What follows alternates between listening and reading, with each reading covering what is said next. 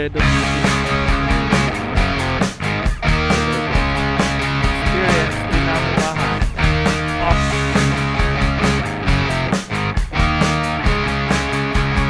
Pagkakapatid, dapat na.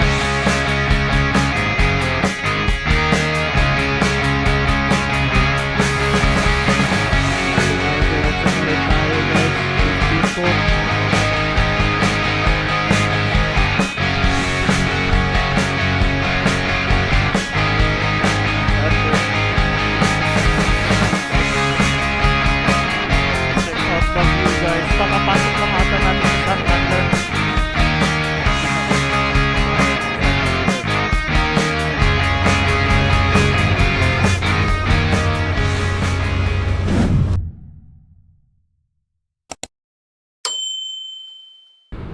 Good morning from Balamban. So time check natin ngayon, it's 8:47 ng umaga.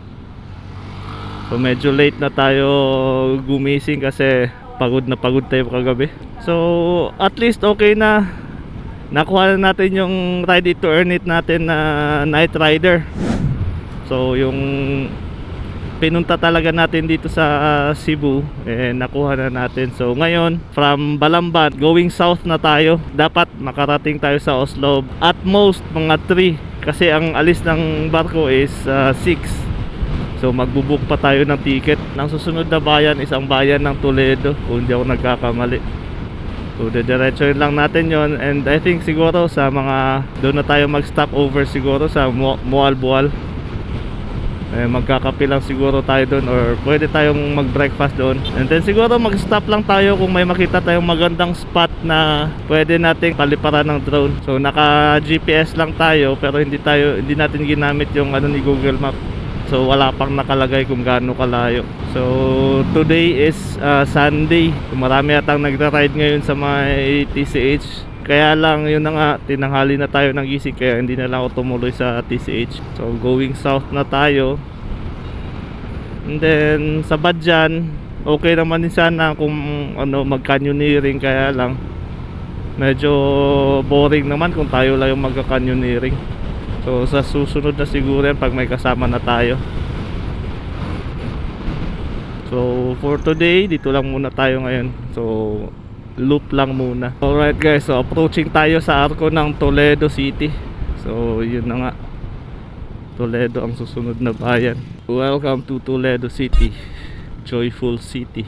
Daming pupunta sa dagat ngayon kasi Sunday. Ay oo nga pala, change oil nga rin pala tayo. Muntik na nating makalimutan. Buti na lang nakakita tayo ng shop. Maghanap muna tayo ng Shell para bumili ng oil. Alright guys, so may parang boulevard or something, tambayan tong Toledo dito sa gilid ng dagat. So maganda dito guys kapag ano, siguro sunset. Kaya lang ngayon sobrang init pa Magandang tambayan dyan kapag sunset, hindi na masyadong mainit. Or sunrise pwede rin. Daming nagra-ride ngayon. Problema natin, baka wala tayong makitang shop na open kasi Sunday ngayon. Kanina may open pero parang busy yung mga tao. Mahanap tayo sa iba. Daming kainan dito guys oh.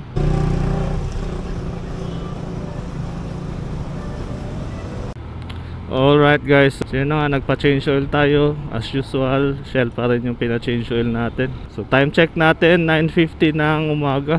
According sa kay Google Map, mayroon pa tayong 2 hours na babiyahin papunta sa Mualbual.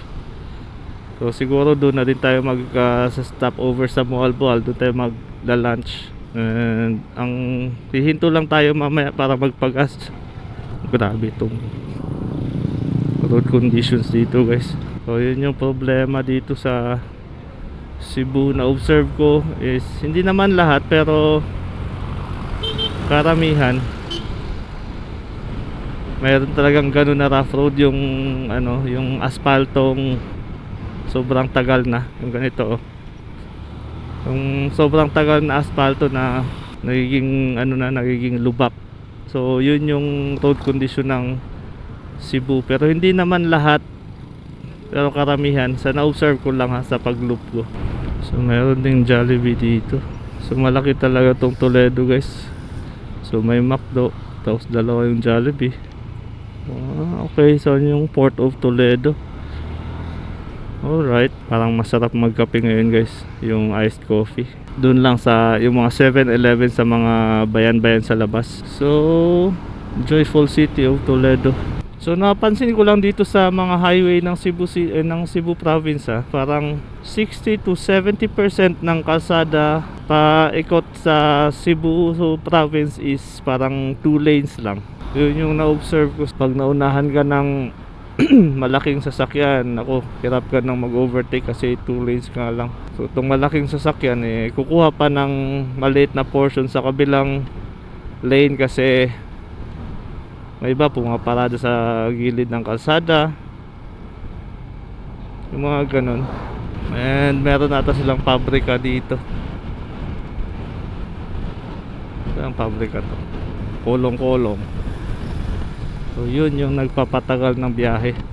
In-overtaken na natin guys kasi baka hindi natin abutan yung alas 6 sa Oslob. Okay guys, so dire-diretso lang tayo. So time check natin 10:03 na ng umaga. And then meron pa tayong 1 hour and 48 minutes away sa Jollibee Moalboal. So siguro darating tayo doon sa Moalboal ng mga alas 12, pero di pa natin sure kasi magpapagas pa tayo. Tapos bibili lang tayo ng iced coffee sa 7-Eleven. Anong bayan to guys? So medyo busy kasi Sunday. So simbahan, pupunta sa kaliwa kasi Sunday nga maraming may sabong. So ayun na, palabas na tayo ng Toledo and Pinamungahan. Okay, so bayan ng Pinamungahan guys. So medyo nagugutom na ako. Kailangan lang ng kape. But at least dito guys, kahit 2 lanes lang, meron siyang shoulder. Tapos yung kalsada hindi bako-bako. Maganda yung kalsada dito. So 7 kilometers pa ang pinakabayan ng Pinamungahan according sa marker. Experience Pinamungahan, our pride, your destination. Grabing slogan Pero na-observe ko lang dito sa Pinamungahan at saka sa may Toledo, hindi ganun kaganda yung sand nila or yung dagat nila. Pero meron sila mga mangroves dito guys. Sa Toledo yung dagat nila doon parang batuhin maraming bato. Kaya siguro karamihan kapag magbi-beach sila is doon sila sa mga Moalboal. Alright guys, so pinakabayan ng Pinamungahan. So, wow, meron silang melon juice doon So diretso lang tayo. Meron pa tayong 1 hour and 20 minutes 7-Eleven dito, pero doon na tayo sa may labasan guys. And yung gas natin is 2 bars pa rin, di pa nababawasan, so okay lang. So meron silang plaza dito. Alright, so palabas na tayo ng bayan guys. So okay guys, kakalabas lang natin ng Pinamungahan. And then ganito yung road conditions niya. Hindi ko alam bakit ganun. So pagkalabas mo ng Pinamungahan is ganun yung road conditions. Ganda ng view guys. Sobrang lawak. So siguro kung medyo alanganin yung ilaw mo, huwag ka na lang mag night ride dito kung hindi ka taga dito. Kung dayo ka katulad ko, huwag ka mag night ride kung hindi masyadong malakas yung ilaw mo, kasi feeling ko nakakasira ng motor yung ganung klaseng lubak So mas mabuti pang araw kang mag ride kapag nandito ka sa may Pinamungahan and then pupunta ka ng south. So ano tong A? Hindi ko alam anong A. 2 kilometers, Barangay Bonbon. Basta mayroong So basahin natin kung asa na tayo. Oy. So yun lang, GG ang road conditions dito guys. So bayan ng Aluginsan guys. And may PTT sa unahan, 500 meters. Hanapan tayo ng 7-Eleven dito. Dito sa Aluginsan, okay na to dito. Di sila masyadong traffic dito sa Aluginsan. Alright, so ito na daw yung poblasyon ng bayan ng Aluginsan. So, siguro may 7-Eleven dito. Tingnan mo kung saan saan lang humihinto tong taong to. At wala akong nakitang 7-Eleven guys. Ano ba meron sa labasan? Tignan natin.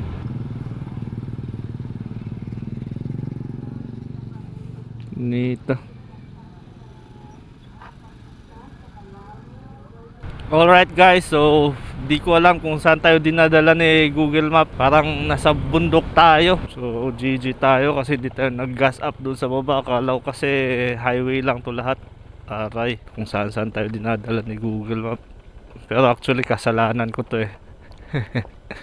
Kasi ako yung nagturo na dito. Pwede sana nating puntahan yung Hermit Cove doon kanina. Problema one bar na lang tayo. So GG. Pero tingnan nyo naman guys, oh. Yung mga hindi popular na daanan, siya pa yung may magandang view.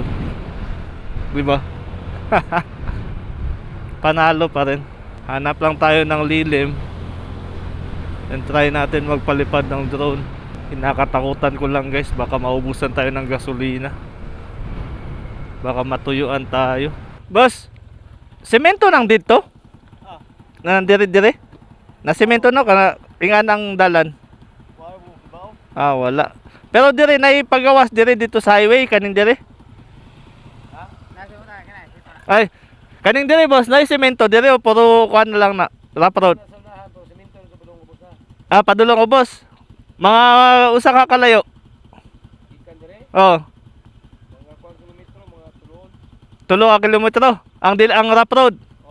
Tapos puro semento na. Okay boss, salamat. Na may pagawas no sa highway dito? Highway na Barile. Sige. Boss, salamat.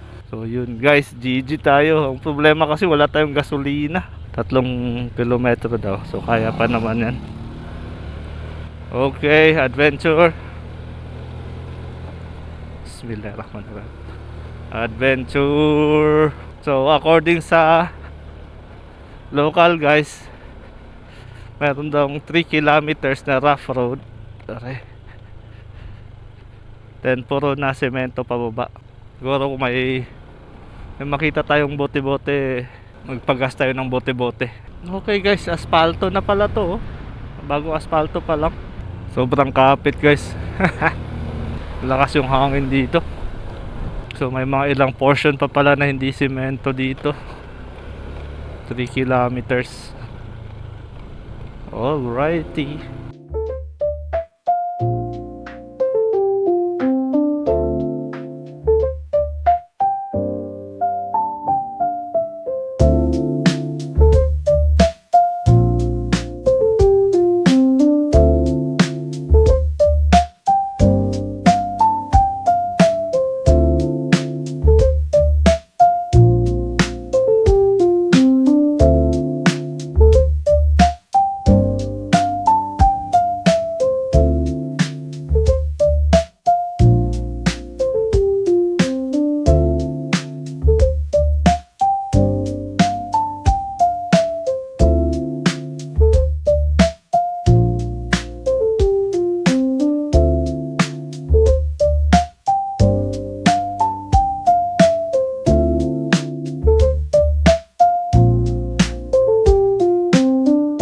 So another diversion road na nakita natin.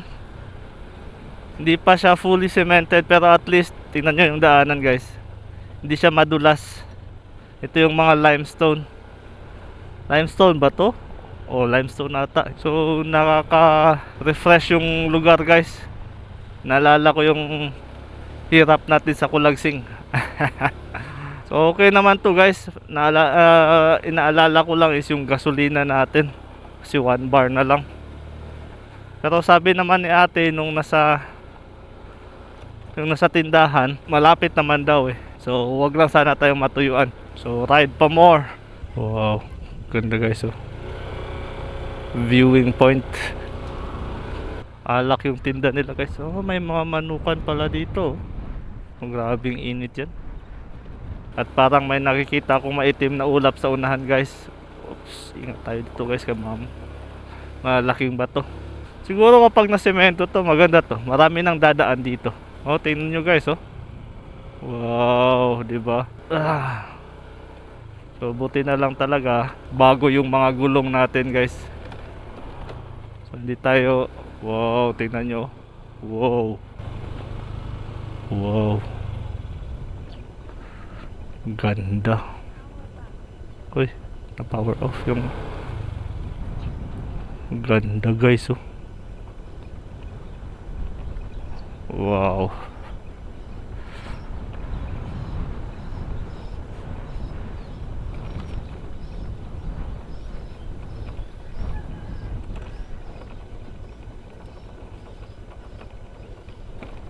Nice view. Ingat tayo guys, kasi mabato eh. Ayaw kong matsambahan ng bato dito. Oh, oh, oh. Ganda. Grabe, tingnan nyo.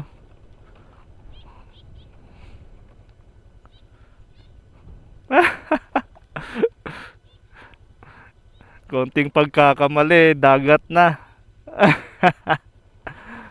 Ay, ako. Doble ingat tayo guys. Okay, so ito yung sabi nilang ano, pagbaba na. Parang kung sabihin ng mga lokal guys, parang yung ang dali-dali lang. Pagbaba na, okay na. Kayang-kaya naman ng multicab pala eh. Okay, semento na yun, no? Tingnan natin tong multicab.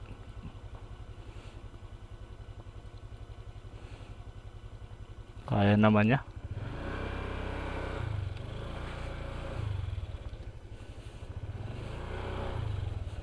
Okay, so semento na guys.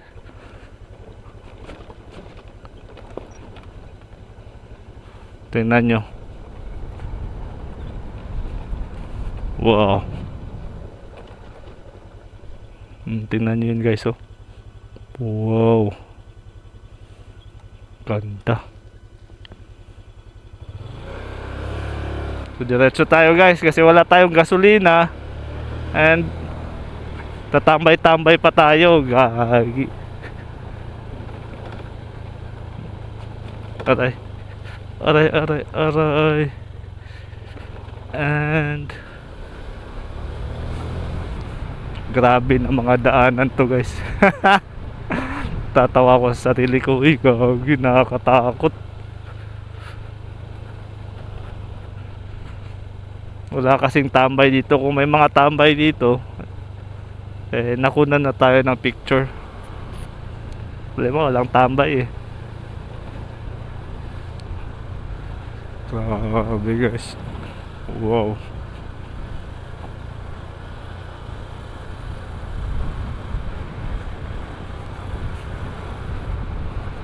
Bangin na sa gilid guys. So ingat tayo. Woohoo! Woohoo!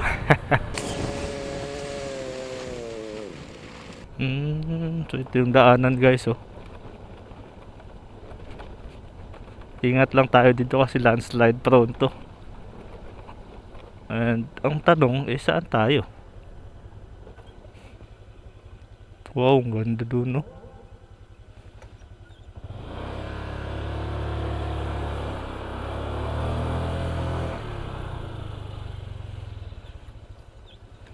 Bababa ata tayo. Dun, dun, dun, dun, dun, dun, dun, dun, dun. Alright guys, so time check natin. It's 11:25 ng umaga. So mayroon pa daw 48 minutes, sabi ni Google Map, papuntang Mualboal. So mga uncommon places na itong nakita natin, kasi hindi to napupuntahan ng mga, hindi ko pa to nakikita sa may YouTube. Ingat lang tayo sa mga buhangin guys. Buhangin at bato. Okay, nasa baba na tayo. And then first mission natin ang magpagas. Okay, so dito pa rin tayo sa may gilid ng dagat. Ahon. So I think paahon na tayo sa may ano, sa may town proper or sa may highway. Problema natin, wala pa tayong gasolinahan na nakikita, guys. Nagbi-blink-blink na siya, guys. Patay. Baka matuyuan na tayo, guys. Lagi. Ang layo pa nung gasoline station na yun, no? GD Gas. Oh my goodness. Huwag mag-alala, huwag mag-alala. Malapit na. Grabe, oh, ang ganda. From dagat to bundok. Oops, ingat tayo dito kasi pangit yung road conditions. So kakaliwa daw tayo dito, guys. So nagpa-gas up tayo, guys. Nasa may 272 yung nabayaran natin. And I think yan na yung hanggang Mindanao na gas na natin yan. So time check natin ngayon, guys. It's 11:48 na. So mag-aalas 12 na pala. So according kay Google Map, mayroon pang 33 minutes papunta sa may Mualboal yung mga bumabiyahe. Oh, ang ganda, guys, oh. Wow. Gandang tambayan.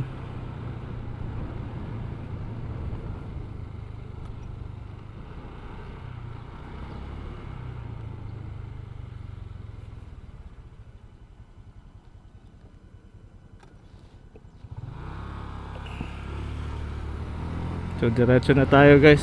So, Viva Señora Santa Ana.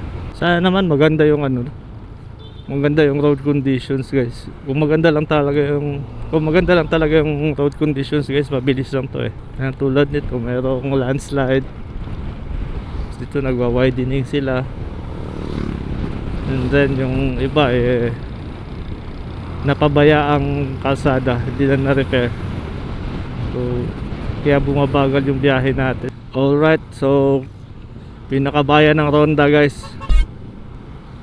Bayan ng Ronda.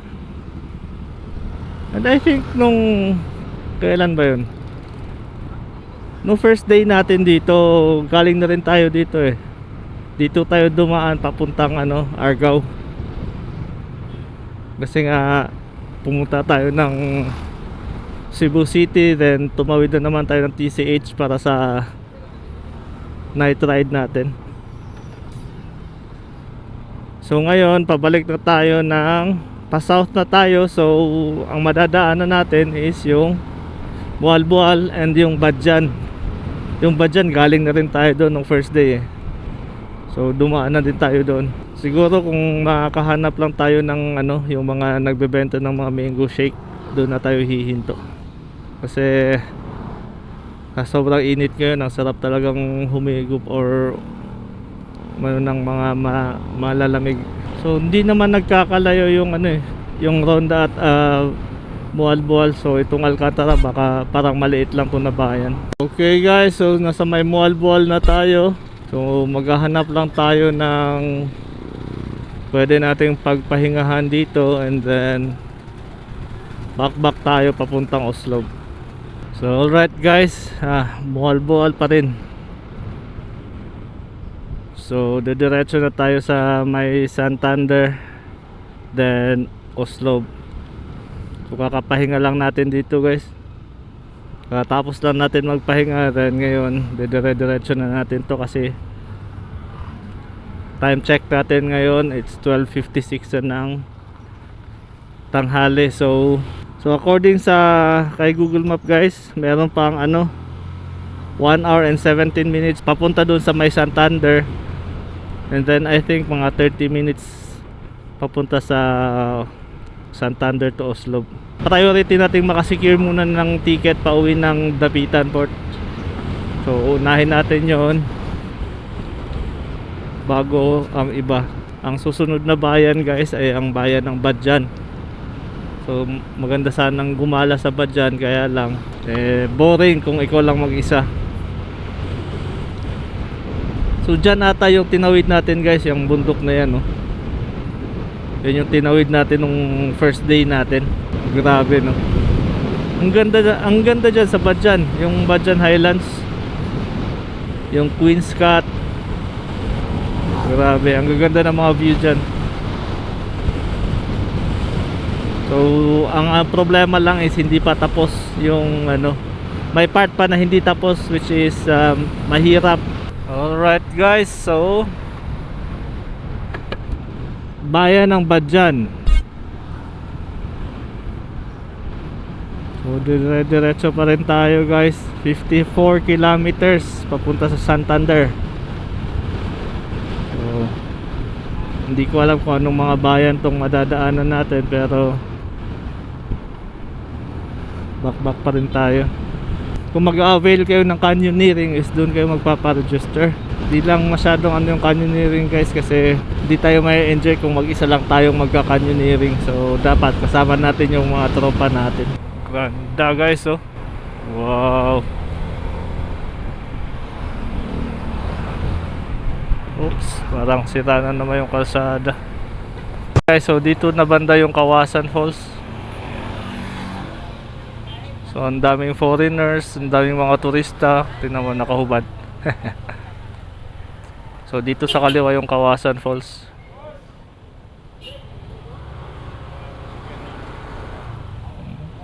Okay. So doon yung Kawasan Falls guys. So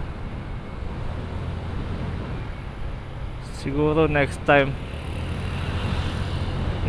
magka-canyoneering tayo. Pero dapat kasama natin yung mga tropa, hindi pwedeng tayo lang.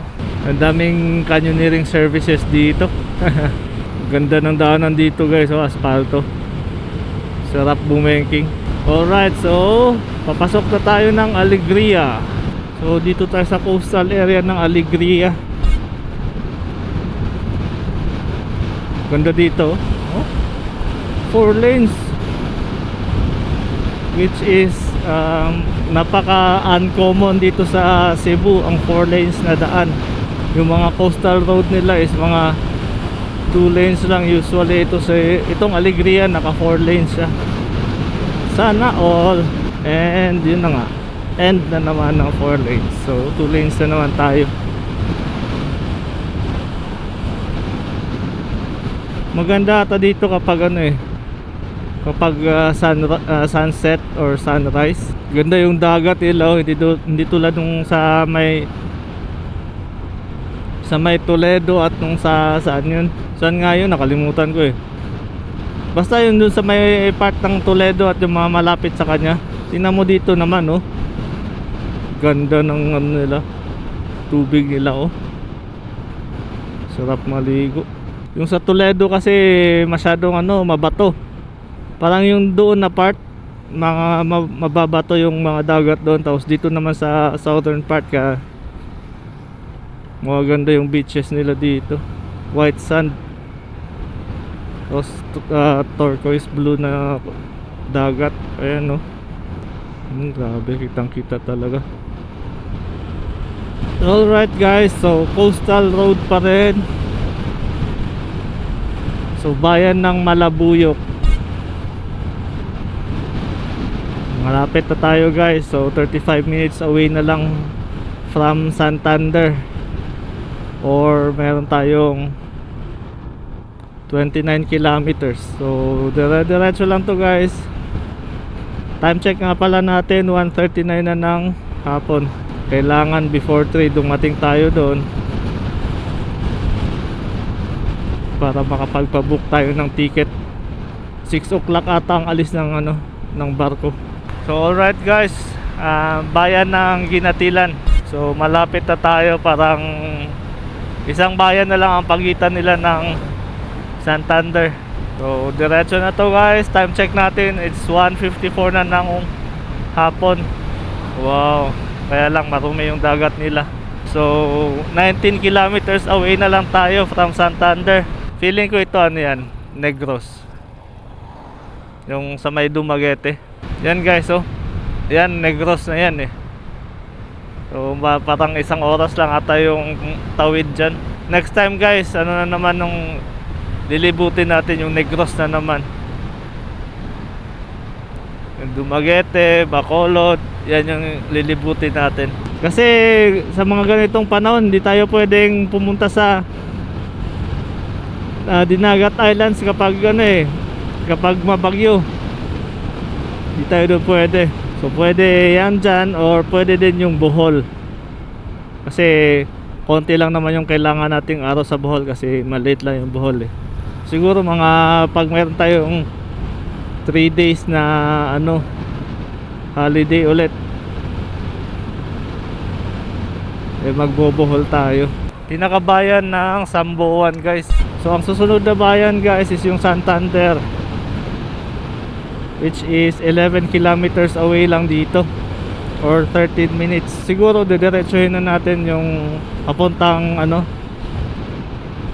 Port of Oslo. Anong tawag sa port na yun? Basta yung sa may port ng Roro. So diretso na tayo doon para makabili tayo ng ticket. So time check natin, it's 2:04 na ng hapon. So siguro mga alas 3 nandun na tayo. Check out the view guys. Ganda. Lakas ng alon. Oh. Wow. Ang lapit lang guys ng ano, Negros. Lapit lang ng Negros dito. Parang kakapasok lang ata natin sa Santander. So ang ganda ng daan nila oh. Tingnan nyo. Alright, so ang isi-search na naman natin ngayon is yung port sa Oslo.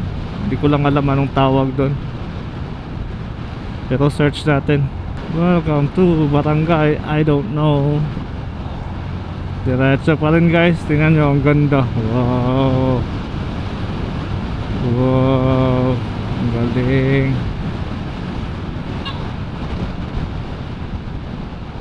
So nasa bayan na tayo ng Santander. So ito yung pinakadulo ng Cebu Island, sa pinakababa. Ito yung southernmost tip ng Cebu. And then didiretso na tayo papunta sa may ferry terminal, kasi 2:22 na, baka maubusan tayo ng ticket. GG tayo. Hindi ko lang sure kung yung port ba yun is yung mainit port. Ang sinearch ko is yung mainit port. So according kay Google Map, mayroong 5.3 kilometers na lang, or 8 minutes away galing dito. Pero di pa sure, tingnan lang natin. Kasi hindi ko sigurado kung yun ba yung mainit port. Aray ko, feeling ko kailangan na nating mag-ingat dito, kasi yun na nga, yung kalsada nila matitigas na asfalto, lubak-lubak. So kawawa yung mga bearing natin dito. So pinakabayan ng Santander at yung municipal hall nila. Siguro guys, kung makabili tayo ng ticket, babalik tayo dito sa may Santander, tapos papalipad lang tayo ng drone, kasi malapit lang naman eh. So may 3 kilometers lang oh. Wow, ang ganda.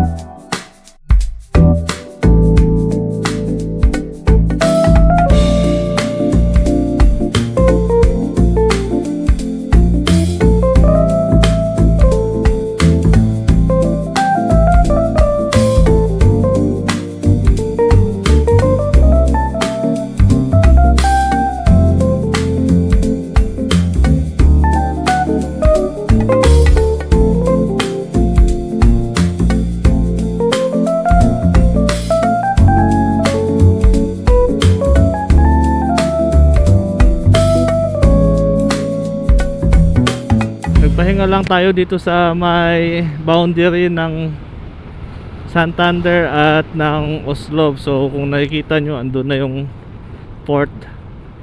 So yan yung barko na sasakyan natin. So time check natin guys, it's 4:01 na ng hapon. So ang biyahe ng barko is alas 6 na ng gabi. So meron pa tayong 2 oras para mag-prepare. Pero I think good naman tayo eh. So dito nga sa Oslo, medyo pangit yung kalsada dito. So ito guys, parang na-loop na natin ang Cebu. So I think dito ko natatapusin yung video natin guys. So kung umabot man kayo sa part na to, maraming salamat. And please don't forget to like and subscribe. And see you on my next video guys.